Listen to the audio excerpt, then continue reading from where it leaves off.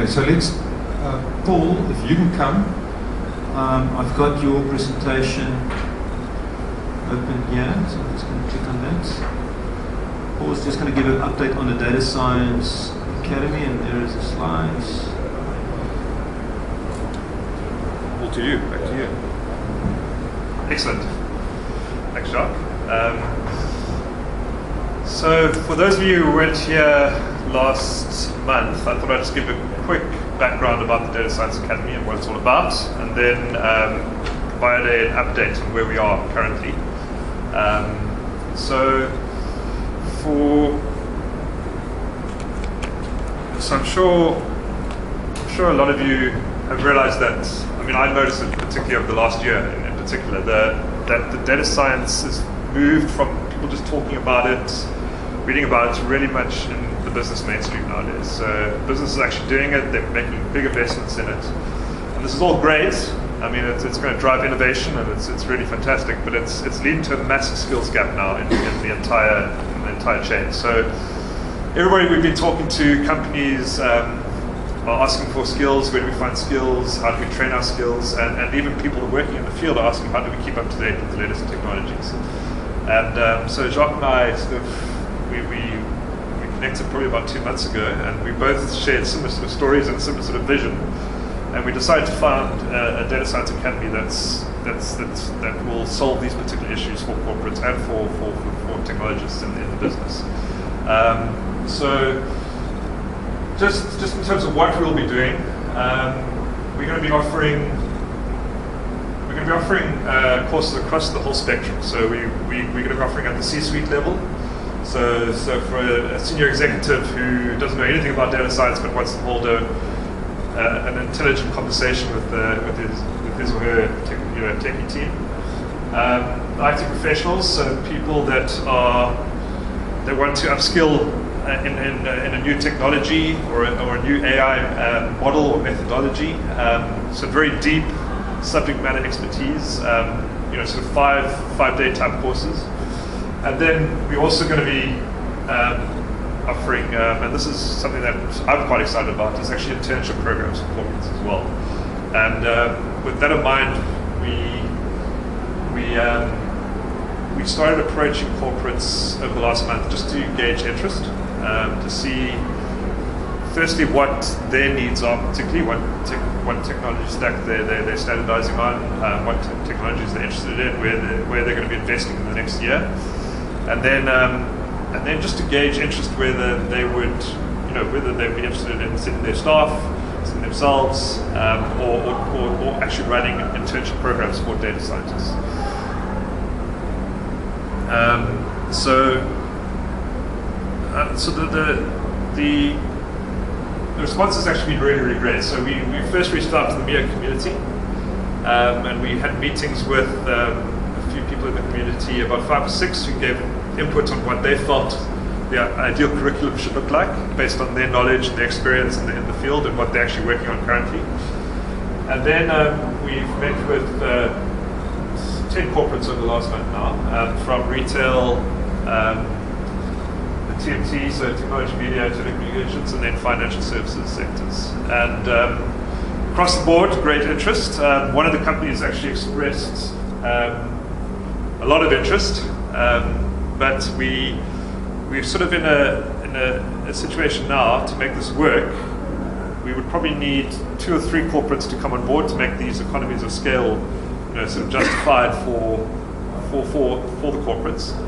So we've set up another 3 meetings in the new year. Unfortunately, the timing wasn't the best, so as you all imagine, the budgeting decisions and everything else will happen in the new year. But we have got one person very interested, and very interesting, and Jacques mentioned in the beginning, all the corporates are standardizing on open source technology. So they really are looking at your Pythons, your PySparks, and that's, I mean, it's license fees aren't there. You can do pretty much exactly what you can with the licensed technologies. So that's formed our thinking about how we're going to actually start constructing the curriculum. And now Jacques and I have put a very high level structure together around what the curriculum will look like, but it's very much based around the Pius box, Jupyter notebooks, the technologies that the corporates actually mentioned, and the community that we spoke to.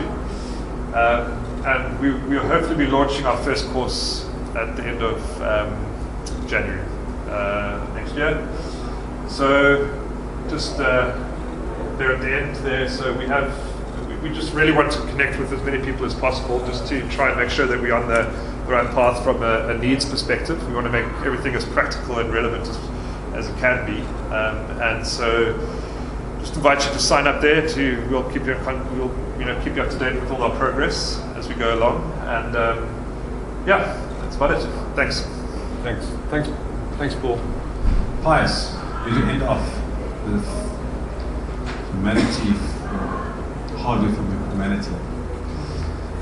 So you need this one.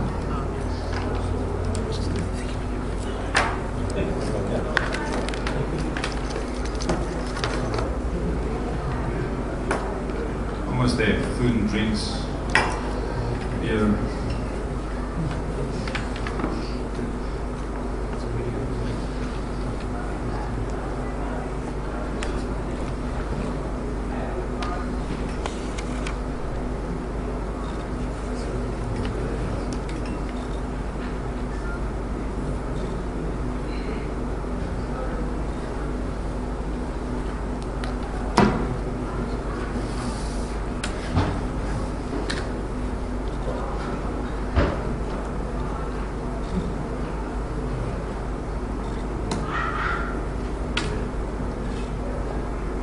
Thanks.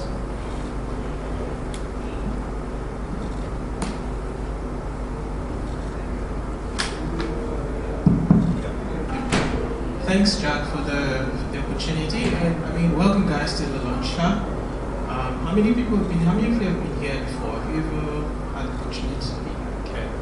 For those who are here for the first time, we are a business, incubator that is trying to accelerate the way entrepreneurship and innovation is done, with an African focus. So we're currently on about 8, universities in the Western Cape, and we try to stimulate, No, it's fine.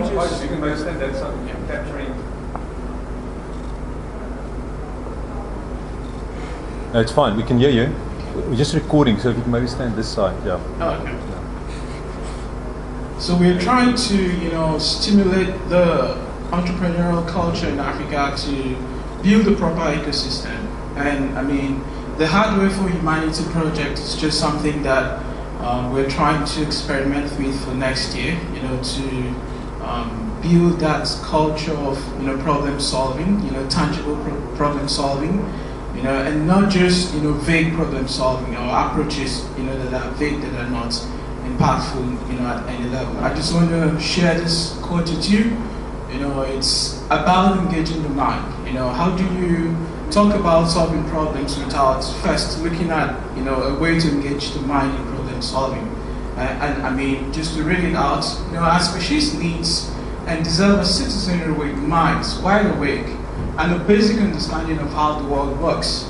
And in sub-Saharan Africa, most people are detached, from that understanding of how the world truly works. And for me, I am very passionate about seeing us play a very specifically tangible role with the Industrial Revolution. But you cannot play when the whole of the continent is largely detached, from the realities of, the 18th century. I mean, bulk of the continent is still in darkness.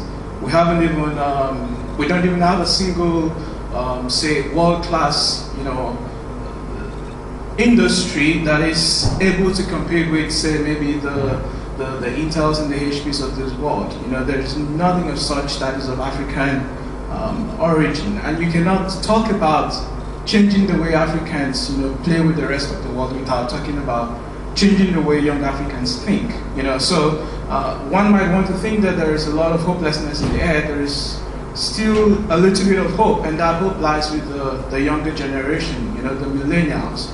So for me, I can confidently say that I am in a position where I want to give everything to see that the younger generation behind, gets to come to terms with what the reality is, which is the reality of creating value, and how do you create value? You create value from generating idea or ideation, and that transfers to organizing that idea, and that also grows into intellectual convergence of that idea into what can be an aggregation, of value all around. And that can potentially lift people from the lower class, at least the middle class, and if you've got value that I'm looking for, I can afford it, and I pay for that value. And I mean, it's just going to be that exchange of resources, that grows, societies and communities. Because the reason Africa is still in pain and in hunger is because a lot of people are not using their imagination to its full potential. I mean, if you come to a place like Stellenbosch, you can come to a place like Stellenbosch University and you see that things still work. He was just telling me earlier how the municipalities differ, in terms of how they appreciate innovation and forward thinking, and that is the only way we can have prosperity. That's the only way we can have, sustainability and growth, as a continent. So the Hardware for Humanity project is something that is, it's just that opportunity that the continent, has been longing for, to be able to bring a critical mass of young people together, give them a lot of resources and a lot of tools to be able to solve real world problems, and be able to create value not just for Africa, but for the rest of the world. Just to run you through, you might have run into this this slide a couple of times. I was saying earlier, this is where Africa is still not even playing. We're not here yet, And by Africa, I don't mean the crop of Caucasian communities that are owning businesses and are selling those businesses to, customers overseas. I mean the guy in Kenya and the guy in rural Rwanda, who's got no opportunity to, power his farm with any form of energy, not even cattle. He's got to do that labor very manually. Where I come from, they used to say that there is dignity in labor, manual labor. But I mean, gone are those days now. If you've got a sort of aided intelligence or technology that can help you solve your problems, then you can accelerate your contribution and you can increase your contribution by setting a vision and dictating higher, tasks and responsibilities for that technology to solve, and that is what the Machine Institute of Africa is all about. That is what the LaunchLab is all about, and that's why we're gathered here today. So the imagination needs to be unlocked in young Africans, and I think, MIIA is on the right track to actualizing that. And I mean, I'm here all the way from Nigeria in the LaunchLab today because I believe the LaunchLab has also got the opportunity and the potential to unlock the minds of very young Africans on the continent, So this is just a slide that I'm also very passionate about. There was a time where the new kid on the block was agriculture, and the work ethics that followed, and that consistency and that growth and that build-up and that sustainability, sort of a cultural evolution, as people like Jacob Bernowski will want to classify it, is what has pushed our civilization forward. And after the Renaissance, when another new wave of thinking emerged, and even from the Renaissance to the point, of Industrial Revolution, the focus of man shifted from just tool and agriculture and wheat farming to something more tangible. The scientific discoveries, discovering rare elements that led to, or that leads, to creations of massive, technological leaps like the computers that we have, from silicon, for instance, and not just agriculture anymore, but the use of that rare element in our natural world to create things that can make our lives better, is what has really given us that credibility and that confidence to push forward. And just to read that for you, rare elements are a series of chemical elements found in Earth's crust that are valid to many modern technologies, including consumer electronics, computers and networks, communications, clean energy, advanced transportation, healthcare, environmental mitigation, national defense, and many others. It is found everywhere. And the reason I'm showing you this slide is because in Africa today, there is no indigenous company that manufactures, vehicles. It's either mass produced, it's either assembled here, it's either assembled here or imported from Europe and Asia. And I mean, we read about China every day. The reason China is on top of the rest of the world is because they were able to combine the milestones of the first, second, and third industrial revolution to push themselves to be competitors with other first world countries. That's the difference between China and the rest of the world. And they had a little bit of icing on the cake, and that icing was the fact that they could sell internally and even, grow the economy locally because there are over 1 billion people. That's the difference between China and any other third world, economy. The fact that they really, really were serious about changing the way. I mean, I go on the streets and dub streets everywhere, and I see Chinese tourists. That was impossible in the 60s, even though I wasn't born then. But I mean, lives can change if you look well within your physical environment and you stimulate yourself with the rare elements that are in your physical environment. And I mean, we need to be able to get to the point where we give our lives for the next generation, so that because we're a species that is very powerful at recording our behaviors, and recording the things we learn as we behave, leaving a lot of data, for the next generation to mine that data and make use of that data positively.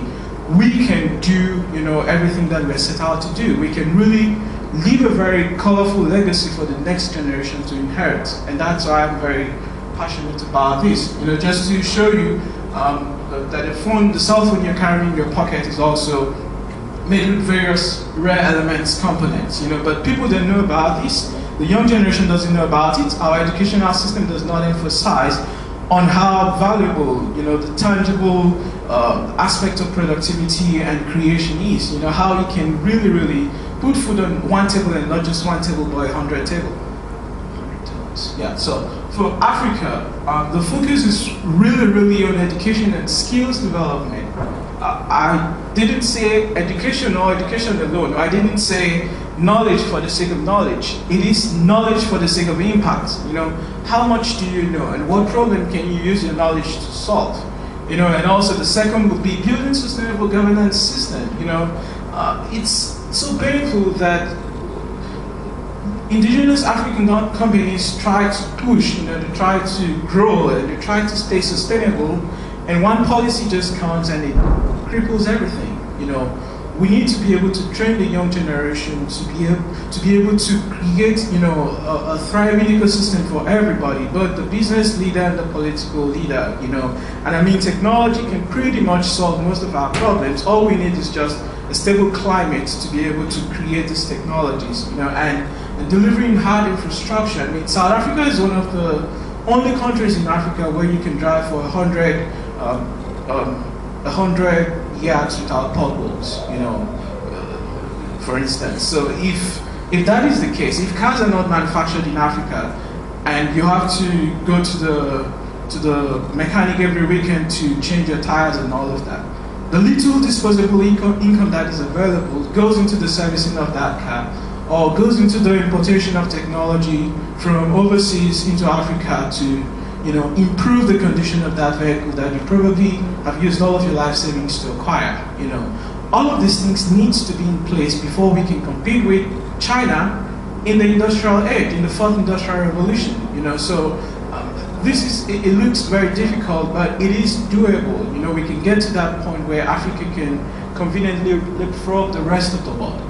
So for me personally, through the LaunchLab, the Hardware for Humanity project is something that I hope to launch in 2017 with the help of Jacques, where we create an environment where people from all over the world, I call them top scholars from all over the world, and I mean, we've been able to start relationship with 2 universities now, one in Netherlands, Utrecht, I don't know if I'm pronouncing it right, West Carolina University in the United States, and they want to send young, brilliant problem solvers to come to Stellenbosch and to come to South Africa to spend a period of time, learning about the business ecosystem, learning about the innovations ecosystem, and collaborating with local, South Africans to deliver hardcore, solutions. So they bring their own perspective and merge it with the local perspective and try to solve problems, and most of them would be in the position where they can choose to either commit the rest of their life or some years of their development into trying to solve those problems. And if we get a lot of support, we can begin to set up what I like to call crown hotspots in Africa, where those young scholars can physically and tangibly spend time and say maybe drive a project around building a solar farm for a community. I see it as a way of unlocking the overseas venture capitalist market, where if they know about a problem that needs solving and there is a business potential in that kind of a relationship, they can come, not bring in technology from outside, but come from outside and build the technology locally. And if it fits a profile internationally, they can take that developed product from Africa overseas. And that way we can begin to maybe attract some foreign exchange into Africa, or we can begin to play with the rest of the world. But that second perspective is needed, and that's why the young scholars that we're trying to bring over here are very important. So if we do it right and we follow the model that we have at heart, and on paper, we'll be able to solve real tangible problems and bring young Africans that are previously in the dark, into the light, with the Hardware for Humanity program. So that's just the workflow, the entrepreneurship, innovation, and future trends, aspects of human potential development, because you can go nowhere without understanding the capabilities you carry as a human being, and these are just all of the things that we want to focus on. I'm a little bit ambitious to say that we want to start in January of 2017, like fully having that engagement, but I mean, it's flexible. We can always modify depending on how quickly we're able to set our structures in place, and that's just the final part of the workflow. Just to tell you that, I mean, with the power of the mobile phone technology, some African economies and some African states and some parts of the continent are already, doing well. Everybody knows about the M-Pesa story in Kenya. It's with the operating system that everybody carries in their pockets, and I mean, a lot of people on the continent are getting connectivity every day, and it means the access to relevant information, relevant knowledge, and relevant methods of problem solving is getting the people who are learning how to use their mobile technology to bank, as you can see on this slide. And there's this big disruption of the financial industry happening, So with maybe advanced technology like the blockchain technology and all of that's coming in place, and with a little bit of education that is required to get people to be able to do a lot of things on the cloud and not really need a third party and not really spend a lot of time and money. I think there's hope for the next generation. They can really get to that point where they can be at the same level, they can really save a little bit of their disposable income. They can really learn not to waste time and conserve time and really, reach all of their life's potential, because, I mean, everything we're seated here to do today is all about enhancing the human, civilization and broadening the human experience, So I hope to continue communicating and, chatting with everybody here to see how you can play a role in enhancing what we're trying to do with the Hardware for Humanity project. I just want to play one video, of an MIT student, David Senge is his name. He's doing his PhD in MIT, and he came up with a solution for his native Sierra Leone. He was privileged to get a scholarship, to study at MIT. And he was able to create a solution that is relevant, that is practical, and that is tailor-made for his native home in Sierra Leone. So just spend the next 4 minutes watching it. Thanks for your time.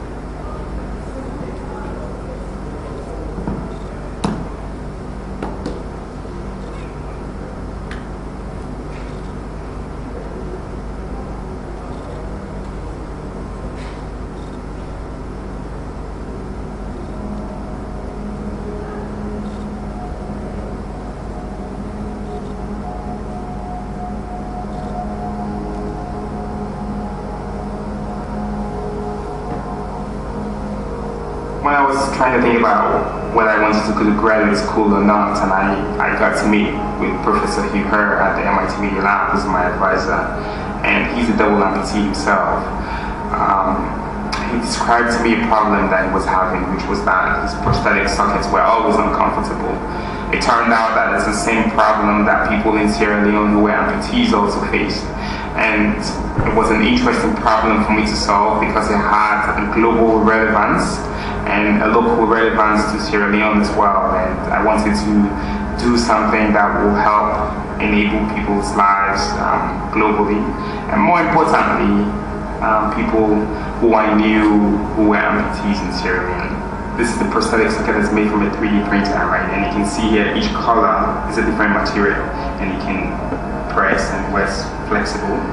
And this is stiff. And the idea is that we are using data from the human body, right? So you imagine the leg goes in here, and where it's soft is where the bony areas are, and where it's hard is where there's soft tissue. And so we are getting multi-material designs to relieve pressure over the bony protrusions to reduce the strains on the body, such that the person doesn't have pressure sores and the person doesn't have blisters and the person is much more comfortable. That's really all what we want, because if the patient is comfortable, they will do more, they will work more, they are much more healthier, stay out of the hospital and be happy, normal citizens. Personally, winning this has been a real honor, and I was drawn to it because the people who were previous winners were awesome, cool people, but also they were doing stuff that mattered to the world. I have been in contact with a bunch of media. I have more directly spoken to people who wanted to help me expand the work that we do in Sierra Leone and in other communities. We've engaged with people from the Boston area who want to support this work. I also run a series of national high school innovation competitions in Sierra Leone, Kenya, and South Africa. So I was excited about being part of this network of people who, on one part, were thinking about the problems as inventors themselves, but on a significant level, they cared about how you enable other young people to think that way and to problem solve and to hack and to design. It's interesting because the young people in Sierra Leone who we work with recently started thinking about themselves as part of the invention generation. So I'm supporting that and pushing them to think that way. You know, they're part of a new wave of young people who think that the problems in Sierra Leone aren't meant to be solved by others, but they themselves can think about them. You know, they themselves can be creative, they themselves can take an action and solve them.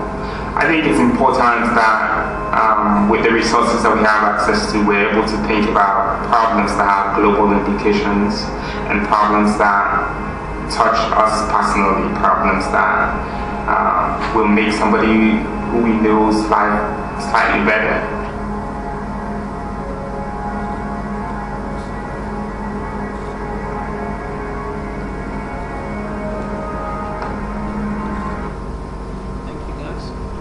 Great stuff.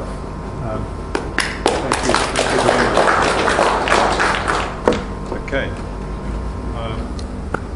Thank you, Pius. That was awesome. That was a really good, nice presentation. Okay, I think we're done. So there's drinks around the corner in the kitchen. There is food, snacks there. There's some water still there. There's some wine glasses and wine there. So we're done. So let's just socialize and chat and so forth. Thank you very much. Cheers.